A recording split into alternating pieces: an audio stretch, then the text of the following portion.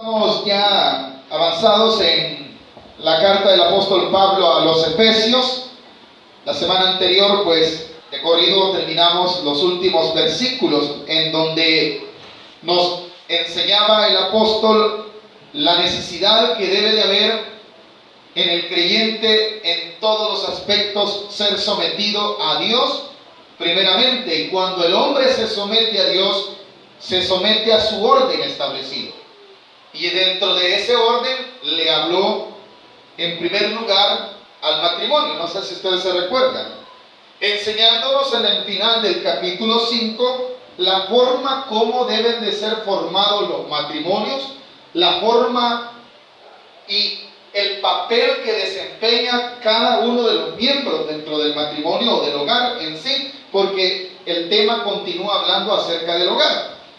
En el versículo 26, si se recuerdan, en el 25, decía así: maridos, amad a vuestras mujeres, así como Cristo amó a la iglesia y se entregó a sí mismo por ella, para santificarla, habiéndola purificado en el lavamiento del agua por la palabra, a fin de presentársela a sí mismo una iglesia gloriosa, que no tuviese mancha ni arruga ni cosa semejante, sino que fuese santa y sin mancha. ¿Qué es lo que estaba enseñando el apóstol con la similitud del matrimonio para con la iglesia? Que la iglesia es la esposa del Señor. ¿Cuántos lo sabemos, hermanos? Y que la iglesia debe de estar entonces sujeta a su esposo, que en este caso es Cristo. ¿Por qué razón? Porque es el esposo quien se dio por ella, quien se entregó por nosotros, quien murió y se sacrificó por nosotros. Es nuestro esposo, es el Señor Jesucristo. Él murió por usted para limpiarnos de toda inmundicia, de todo pecado, y con esa limpieza que Él hizo, entonces dice que Él buscaba algo: presentarse a sí mismo a la iglesia como ¿qué? Como una novia pura y sin mancha. Entonces, de la forma como Cristo amó la iglesia, así el esposo también debe amar a su esposa. ¿Por qué? Porque los dos son una misma carne. Tanto la mujer como el hombre en el matrimonio son una sola carne. Y decía que si la mujer, en los versículos 21, debería estar sujeta a su marido. ¿Por qué razón? Porque el marido era la cabeza del hogar. Se recuerdan que lo había puesto, ¿verdad? La cabeza del matrimonio. Pero ¿qué era la mujer en sí? No era que estaba relegada a un segundo plano. No era que la mujer no tiene un valor dentro del matrimonio, sino que lo que estaba nada más era ordenando. El matrimonio se ordenaba: el esposo es la cabeza y la mujer ¿qué es? El cuerpo. Pero los dos que son una misma cosa. Así Cristo y la iglesia. Usted y yo somos parte ¿de qué? Del cuerpo. ¿De cuál cuerpo? El de Cristo. ¿Y Cristo qué es? Nuestra cabeza. Entonces hemos estado aprendiendo que la cabeza es la que dirige al cuerpo. Amén, iglesia. Entonces usted ya no se dirige por sí solo, sino que Cristo lo dirige a usted. ¿Por qué? Porque Él es su cabeza. Usted está bajo autoridad, y esa autoridad es el Señor Jesucristo. Enseñaba eso respecto al matrimonio. Avanza un poquito más para ir avanzando. Dice el versículo 28: así también los maridos deben amar a sus mujeres como a sus mismos cuerpos. El que ama a su mujer, a sí mismo se ama, ¿verdad? Decía también el 29: porque nadie aborreció jamás su propia carne, sino que la sustenta y la cuida, como también Cristo a la... vaya. ¿Quién sustenta su vida? El Señor Jesucristo. ¿Quién sustenta mi vida? El Señor Jesucristo. De la forma como Cristo sustenta a la iglesia, el esposo debe de cubrir ese papel de proveedor dentro de la casa, ¿verdad? Él es el que debe sustentar a su esposa, debe amarla. ¿Por qué? Porque es su cuerpo, no puede aborrecerla. No puede, hermano, decir: oye, esa mujer yo la odio, ese hombre yo lo odio. ¿Por qué razón no pueden decir eso? Y no son una misma carne, pues. Si se estarían aborreciéndose ¿qué? Entre ellos mismos. O sea, su propia carne, su propio, que es la segunda parte de ellos. Entonces dice el versículo 29: porque nadie aborreció jamás su propia carne, sino que lejos de aborrecerla, lo que hace es la sustenta y la cuida, como también Cristo a la iglesia. 30: porque somos miembros de su cuerpo y de su carne y de sus huesos. Miren qué privilegio el que Dios le ha permitido a usted, hermanos, ser parte de quién? Del cuerpo de Cristo. ¿Cuánto nos gozamos por ello, hermano? Entonces sujetémonos a su liderazgo, sujetémonos a su voluntad. Luego dice el 30, porque somos miembros de su cuerpo y de su carne y de sus huesos. Por esto dejará el hombre a su padre y a su madre y se unirá a su mujer y los dos serán una sola carne. El apóstol está tratando un versículo de la primer pareja, ¿verdad? Adán y Eva. ¿Cuántos sabemos que ahí se dio el primer matrimonio? Fue instituido por Dios. Y de esa misma forma como a Adán, Dios le dio esposa. ¿Cuántos sabemos que Dios le dio esposa a Adán? La dio de su costado, ya le explicamos esto, ¿verdad? Que no la sacó de su cabeza, ni tampoco de sus pies, ni tomó, el Señor volvió a agarrar polvo de la tierra y formó otra especie. No, la sacó de su costado, para dar a entender que eran de su misma especie. Todos los animales el Señor los creó de esa forma, ¿verdad? Él los hizo como Él quiso, incluso al hombre tomó el polvo de la tierra y lo formó. ¿Estamos de acuerdo en esto? Y las diferentes especies de los animales también. Pero para darle una ayuda idónea a la mujer, habíamos dicho que Dios, ¿qué hizo? ¿Tomó otra vez polvo? No, sino que le sacó de su costado, o sea, para que se entendiese que eran de la misma especie. Amén, hermano. Y que eran un solo cuerpo. No sé si estamos entendiendo. De esa forma está constituida ¿el qué? La iglesia como cuerpo de Cristo y su esposo, que es el Señor Jesucristo. El Señor, hermanos, ¿cuántos sabemos que lo dejó todo por nosotros? Por amor a usted y a mí. Ahora, respecto a esto, termina diciendo el 32, grande es este misterio, mas yo os digo esto respecto de Cristo y de la iglesia. Él ha venido enseñando las dos cosas, ¿verdad? Lo que quería enseñar con la unidad del matrimonio es que así como el matrimonio está unido, así también Cristo con la iglesia. Él, dando a entender la realidad de la iglesia, se basa ya en el versículo 33, en donde dice, por lo demás cada uno de vosotros ame también a su mujer, como a sí mismo, y la mujer respete a su marido. El matrimonio en sí lo encierra en ese último versículo, porque sabe que a veces bien, ya en los tiempos del apóstol Pablo había problemas matrimoniales. ¿Cuánto lo sabemos? En el libro de en la carta a los Corintios, trata un capítulo entero acerca de los problemas matrimoniales. Entonces, sabiendo que es difícil, bueno, lo encierra en el versículo 33 diciendo, por lo demás, cada uno de vosotros ame también a su mujer. Ya le explicó la forma como la debe de amar. Y respecto a la mujer le dice, y asimismo dice, y la mujer respete a su marido. Debe de haber una unidad, debe de haber un respeto. Ahora, no concluye el tema allí respecto al compromiso de la iglesia en la tierra, porque de eso estamos hablando, sino que continúa. El testimonio del creyente en la iglesia o fuera de la iglesia es un compromiso para con el mundo, en el cual usted y yo demostramos quién es nuestro Dios, no porque nosotros vengamos a la iglesia, sino por cómo nos comportamos, cómo nos sujetamos al orden de Dios establecido, que de eso está hablando, mis amados hermanos.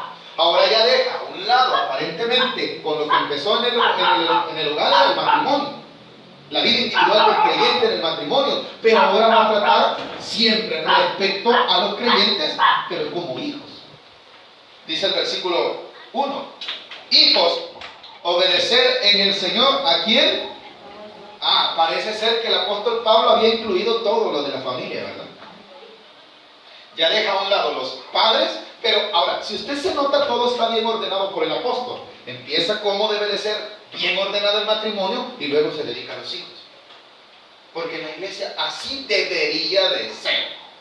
No estamos diciendo, hermanos, que es porque lastimosamente esto cuesta. Esto es algo, hermano, hacia lo cual deberíamos de caminar nosotros como iglesia.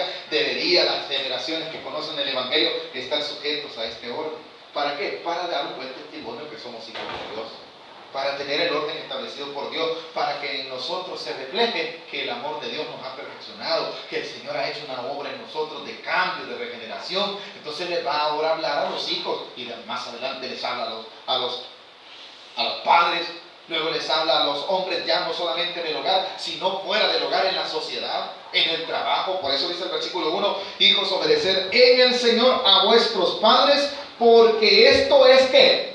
La palabra es justo en este sentido, ya no solamente es algo que él sugiere. Cuando dice es justo, es decir, esta es la voluntad de Dios.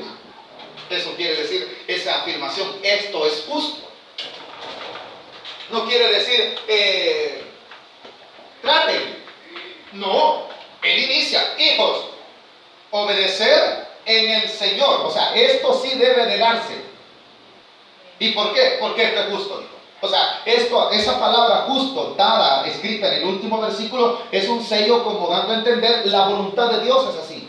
No es un deseo mío, no es una orden mía, sino que esto le agrada al Señor. ¿Por qué razón? Porque el siguiente versículo ratifica la razón por la cual usted como hijo debe de estar honrando a sus padres. Dice el versículo, hijos, obedeced en el Señor a vuestros padres, porque esto es justo. Honra a tu padre y a tu madre, que es el que el primer mandamiento con promesa. ¿Qué está diciendo? Hay una razón por la cual usted y yo debemos de estar sujetos a nuestros padres, a los jóvenes, ¿verdad? A los hijos cuando están pequeños. Les es una obligación estar bajo el control de los padres. Ellos no deben de rebelarse a ellos.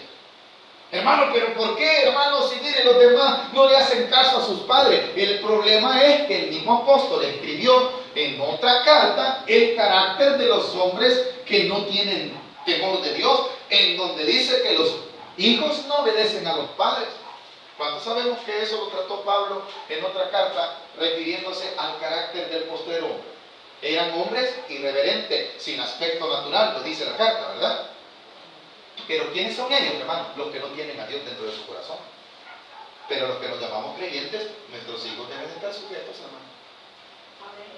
Debemos nosotros tener la disciplina del Señor. De lo contrario, hermano, ¿qué carácter van a mostrar nuestros hijos?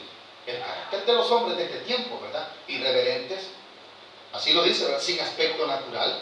Aborrecedores, ¿de qué dice? De lo bueno, ¿verdad? ¿Y qué más decía? Irreverentes a sus padres. ¿Esa es la conducta de quién? ¿De los hijos de Dios? ¿O de los hijos sin Dios? Sería de los hijos del mundo. Entonces, cuando él va a tratar esto, dice, honra a tu padre y a tu madre, que es el primer mandamiento con promesa. Está sellando lo que dijo antes. Esta es la voluntad de Dios y nadie lo puede pasar por alto. Es un mandamiento al cual usted y yo no podemos borrarlo. Y cuando dice con promesa se refiere a que trae una retribución. Hay una recompensa por hacerlo.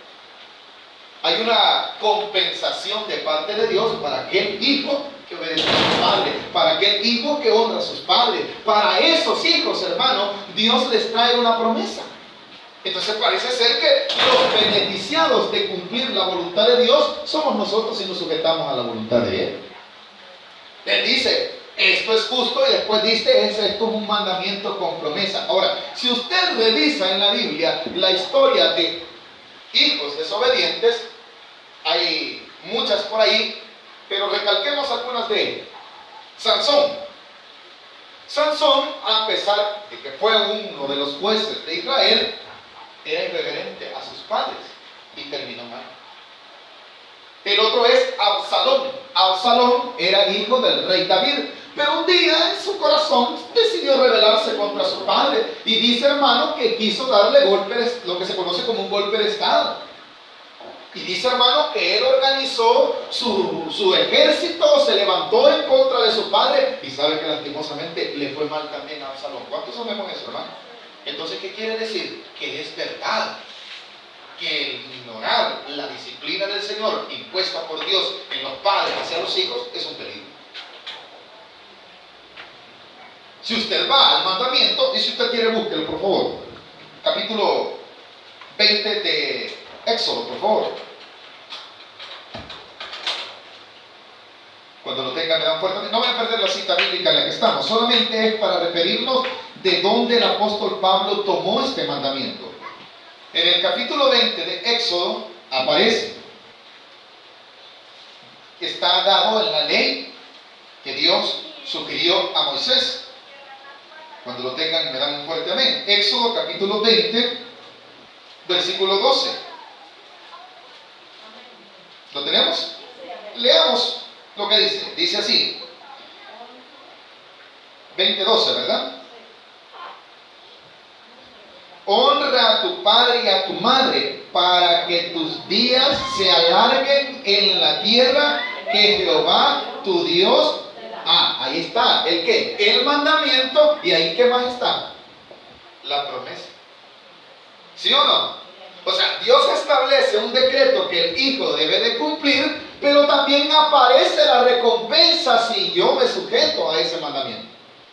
Que el apóstol Pablo lo está recordando, ¿verdad? Dice el versículo 12, honra a tu padre y a tu madre. ¿Para qué voy a honrar a mi padre y a mi madre? Para que tus días se alarguen en la tierra que Jehová tu Dios. Y como decía, ¿verdad? Ese es uno de los mandamientos con promesa. Si usted revisa los demás, un poquito más atrás dice el versículo, capítulo 20, dice así, versículo 1 dice, habló Dios todas estas palabras diciendo, yo soy Jehová tu Dios que te saqué de la tierra de Egipto, de casa de servidumbre. No tendrás dioses ajenos delante de ti, no te harás imagen de ninguna semejanza de lo que está en el cielo, ni debajo de la tierra, ni en las aguas debajo de la tierra. No te inclinarás a ellas, ni las honrarás. ¿Qué está haciendo Moisés, hermano? Que está decretando la ley. En todo lo que hemos leído, vemos alguna recompensa de los siguientes, de los mandamientos, ¿no? ¿Verdad que no? E incluso si usted sigue, después de haber dado el mandamiento, dice así el versículo 13, no matarás, aparece una recompensa si no matas. ¿Verdad que no? Después que nos dice, no cometerás adulterio, no hurtarás, es una ley, pero ¿a cuál de los mandamientos le dio promesa? Solamente a los hombres. Entonces, cuando el apóstol Pablo está refiriéndose a honrar a los padres, es que los hijos deben de estar sujetos. Ahora, los que están pequeños, obedecerlos en todo al Señor, a sus padres, porque les pertenece a ellos la autoridad. Amén, iglesia. Ahora, hermanos, ¿por qué razón esto no se da? Porque el orden de Dios no está establecido. Desde cuando se inicia, hermano, ¿cuántos niños hay que ni saben cuál es su papá? Ya se desordenó todo, ¿verdad? Por ahí había un día de estos, pasando la televisión, decía, mujer embarazada de 2 hombres. O sea, no sabía quién iba a ser el papá de ese bote. Ese es el desorden que vive el mundo. No, es que el matrimonio, eso es antiguo. No, hombre, vos, si no es necesario casarse, si vos querés tener hijos, podés hacerlo con quien quieras. Entonces ya se va desordenando el primer orden, que era el matrimonio, ¿se recuerda? ¿Por qué entonces se da el carácter del hombre de hoy? Por eso. Amén, hermanos. Este es el problema por el cual tenemos una sociedad convulsionada. Porque se perdió el orden de Dios. O sea, ¿y qué lo provocó? El pecado. Pero usted y yo que conocemos la voluntad de Dios, tratemos de irnos acomodando bajo eso que Dios ha establecido para que no se degenere más, hermano. Somos la única institución que trata de ordenarse bajo la voluntad de Dios. Entonces tratemos de vivirla. Porque de lo contrario, hermano, estaríamos cayendo en el aspecto negativo. No estaríamos dando un buen testimonio. Volvamos al estudio, por favor. Entonces, hermano, entendemos que ahora el apóstol se ha trasladado del matrimonio ¿a dónde? A los hijos. Y hay una gran recompensa si usted y yo honramos a nuestros padres. Ahora, hermano, pero mi papá ya está viejito, ya no vive conmigo, mi mamá también, honrela. Nunca me vengan diciendo, mi ruca tal cosa. Cuidadito, hermano. Porque esas son las palabras que usted dirá, hermano, esas son las palabras que se oyen, disculpe. Cuando estudiaba bachillerato, escuchaba muchos, y ya se me estaba pegando esas malas palabras. Ni nana, ni tata. Que son palabras discriminativas hacia los padres. No son palabras que honran, sino que deshonran. Y era, no hombre, es que mi nana no me deja. esas expresiones ya están dando a entender que el niño o el hijo se está queriendo, ¿qué? Ya no quiere honrar a su padre. Bueno, conozco casos, hermanos, de personas, y yo creo que en todo se da, en donde los bichos ya no quieren ver a su papá. Ya, por favor, ahí después de vos me voy a ir, ¿verdad? ¿Por qué? Ya le da pena. Ya no quieren honrar a sus padres. Amén, iglesia. Entonces, ¿qué está sucediendo? Que el mandamiento se está haciendo a un lado, y entonces, como hacemos a un lado, la recompensa que había por ese mandamiento, también la estoy haciendo a un lado. Amén, hermanitos. Esa es la razón por la cual el apóstol Pablo se detuvo diciendo, esto es justo, y da la razón, porque es un mandamiento. Ahora, para que te vaya bien y seas de larga vida sobre la tierra, ¿verdad? Esa es la afirmación del mandamiento que habíamos visto. Habíamos dicho también, hermanos, que hay ejemplos de hijos que no cumplieron esto y les fue mal. Las historias son muy largas. Por ejemplo, la de Absalón. Absalón decide rebelarse contra su padre y termina muerto. Él quería ser el rey cuando su padre todavía aún vivía, y para eso, hermano, mandó a dar juicio como que si era ya el rey, ¿verdad? De repente se hizo de hombres armados. Y de repente, hermano, se rebeló contra su padre, llegando en un tiempo en el cual él decidió, hermano, decir, este es mi ejército. Y el papá tuvo que huir. El papá, David. Sabe, hermano, que cuando se le da la noticia a David que a dónde está su hijo, él dice, no lo vayan a matar, porque en su corazón le dolía a su hijo. Pero la consecuencia de no haber honrado a su padre, él termina, hermano, muerto. No tenemos el tiempo para poderlo, pero si usted lo quiere buscar, eso está en el libro de los reyes, ¿verdad? Allá aparece la historia de Absalón, un hijo que no quiso honrar. Pero también, hermano, los proverbios afirman la necesidad de que los hijos deben estar sujetos a sus padres. Escucha el consejo de tu padre, así dijo Salomón, ¿verdad? Oh, hijo mío, y empieza a dar consejos hacia los hijos. Pero ahora, después de esto, ya en el versículo 4 no va a tratar con los hijos, sino que va a tratar con ¿quién? Con los padres. Parece ser que el apóstol Pablo no quería dejar fuera ningún aspecto de la familia. Ahora, y cuando habla de los padres, habla de su papel en cuanto a la disciplina en el hogar, cómo debe de ser. Porque no solamente se trata, no, hermano, este es mi hijo y aquí tengo yo un leño y yo lo voy a deshacer este bicho, ¿va?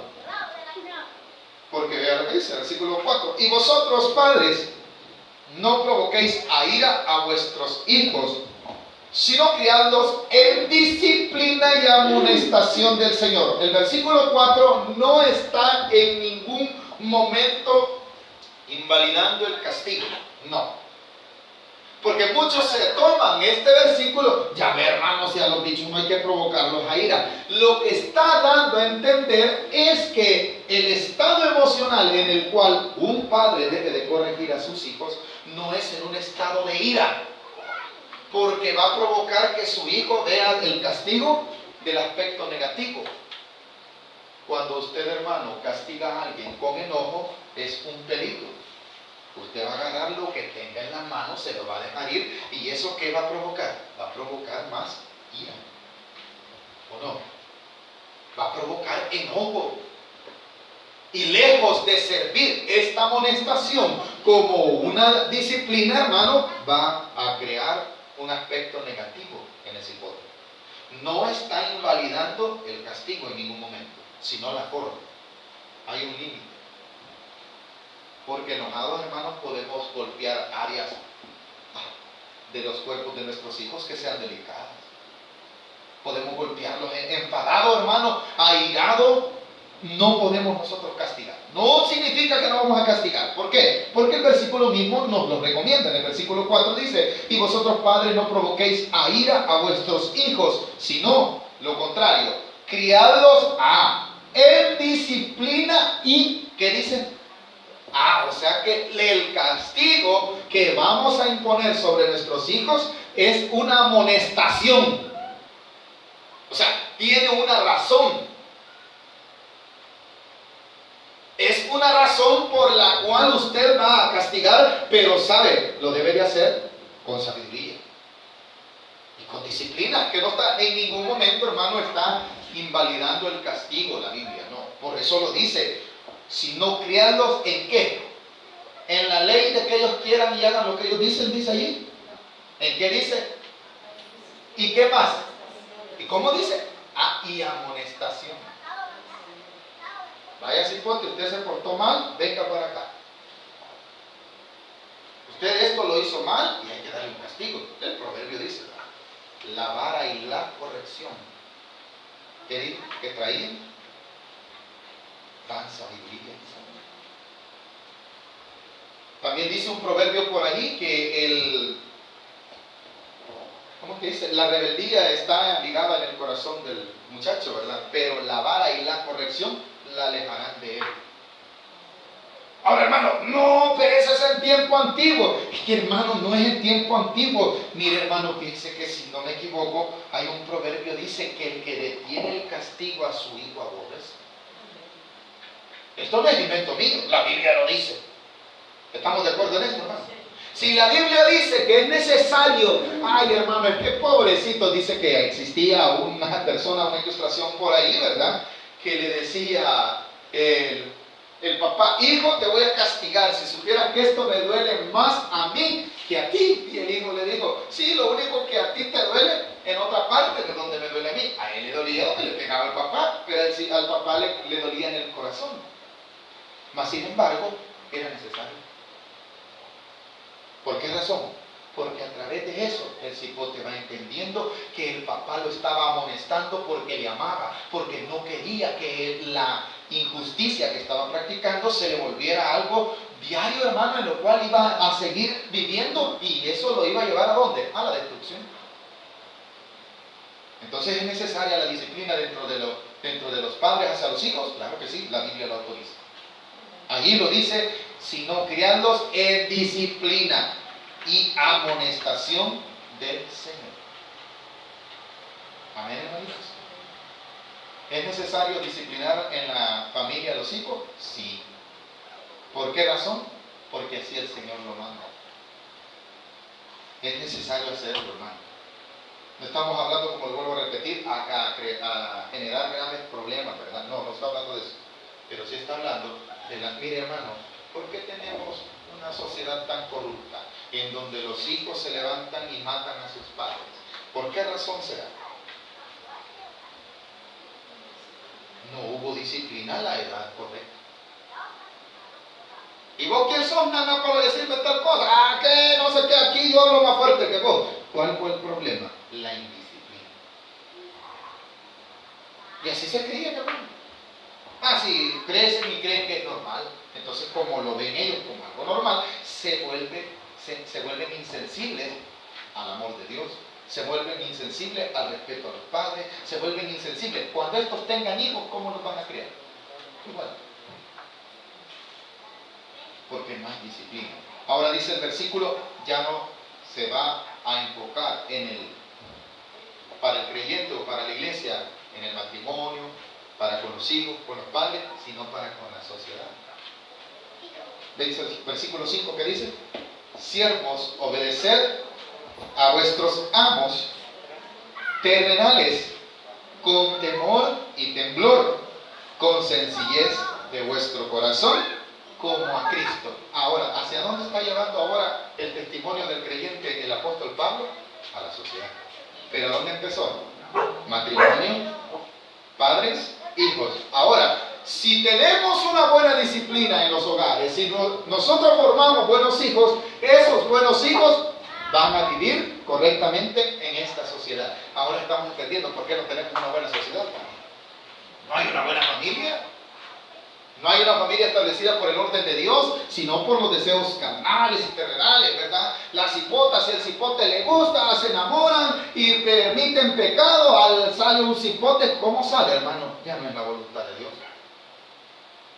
Sale bajo la ley carnal y terrenal. El matrimonio quedó a un lado, este hijo que creció, es que como el cipote no lo podía mantener, fíjese, yo lo agarré, pues pobrecito el niño. Eso arruinaron las familias, hermano. Y todas las familias, incluyendo hasta la nuestra. A veces hablamos con mis hermanos acerca de la disciplina que tenía mi mamá con nosotros, la cual ya con los nietos ya no la aplica, pero es el mismo desorden. Ya no es responsabilidad de ella. Y como se perdieron nuestros hermanos, no hicieron la voluntad de Dios, ahí se pierden los bichos rebeldes, hermano, que no respetan ni a su abuelita. ¿Pero por qué? Porque este orden se rompió. Estos niños, ¿cómo van a la sociedad? Hacer lo que decía, ¿verdad? Hombres de aspecto sin aspecto natural. Dice el versículo 5: siervos, obedeced a vuestros amos terrenales. Mire, hermano, cuando usted ha sido bien formado en el hogar, usted se vuelve un buen empleado a la empresa que va, y usted es sujeto a su jefe porque así le han enseñado en el hogar. Usted va a la escuela y usted no ultraja al maestro. ¿Por qué razón? Porque usted ha sido educado correctamente. Porque los maestros no son los que van a formar a nuestros hijos y nuestros jóvenes, son los padres los que van a llevar formados a sus hijos. En la escuela le van a enseñar a sumar, le van a enseñar a leer, pero si el cipote es ladrón es porque en la casa lo aprendió. Jugando con los vecinos agarraba los juguetes que no eran de él, se los embolsaba. Esta chibola no es mía, pero yo me la echaba en la bolsa allí, y como nunca lo corregimos, después no son chibolas las que se roba el cipote. Allá a la escuela se llega a borrarlo, se lleva los borradores, se lleva los bolígrafos que no son, y el papá, no viera que este bicho, mire, siempre se trae el cuaderno que no es de él. Mañoso es, hermano. ¿O no es cierto, iglesia? Cuando crees que este cipote vaya a una empresa, va a ser un siervo sujeto a su jefe. No, ve, va a agarrar la computadora que no es de él y se la va a llevar. ¿O estoy mintiendo, iglesia? Todo empieza ¿dónde? En el desorden que el pecado provoca. Para ir terminando ya, los siervos se refiere, hermano, recuérdese, ¿verdad?, que la Biblia fue escrita en un tiempo en el cual había un imperio romano, había todavía la esclavitud que no había sido abolida, pero el apóstol no está hablando de ser irreverente, incluso hasta eso, porque no estaba diciendo, vaya, quítense los grilletes. No, ¿saben cómo deben de ser siervos? Deben de obedecer a sus amos, como si estuviesen obedeciendo a Cristo. ¿Qué es lo que quería enseñar el apóstol? Era que deberían de ser honestos y no irreverentes. Usted y yo, en nuestro trabajo, hermano, debemos de dar un buen testimonio. Aunque el hombre sea incircunciso, impío, por lo que dice el versículo 6, no sirviendo al ojo como los que quieren agradar a los hombres, sino como siervos de Cristo, de corazón, haciendo la voluntad de Dios. Si obedezco a mi jefe solo para que él me vea, hermano, estoy equivocado. Si yo soy obediente a Cristo, voy a obedecer a mi jefe aunque no me esté viendo. ¿O no dice así? Como cristiano, no, ese es un gran sinvergüenza. Al único que obedezco solo es a Dios, a hombre alguno ninguna. Hermano, usted no ha leído este versículo, no se ha dado cuenta que no está haciendo la voluntad de Dios.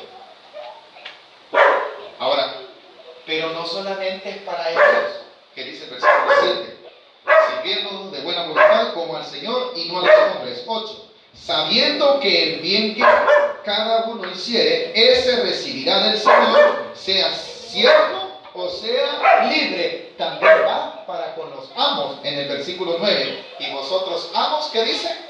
Hacer con ellos lo mismo, dejando las amenazas, sabiendo que el Señor de ellos y vuestro está en los cielos, y que para Él no hay acepción.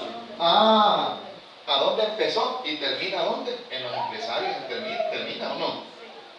¿Por qué tenemos malos empresarios? Porque no empezaron bien en el matrimonio, no empezaron bien en la familia, y ese es el desorden. No sé si hemos aprendido, hermano, que lo que el apóstol quería era preparar a los creyentes para que reflejase que Dios moraba en ellos.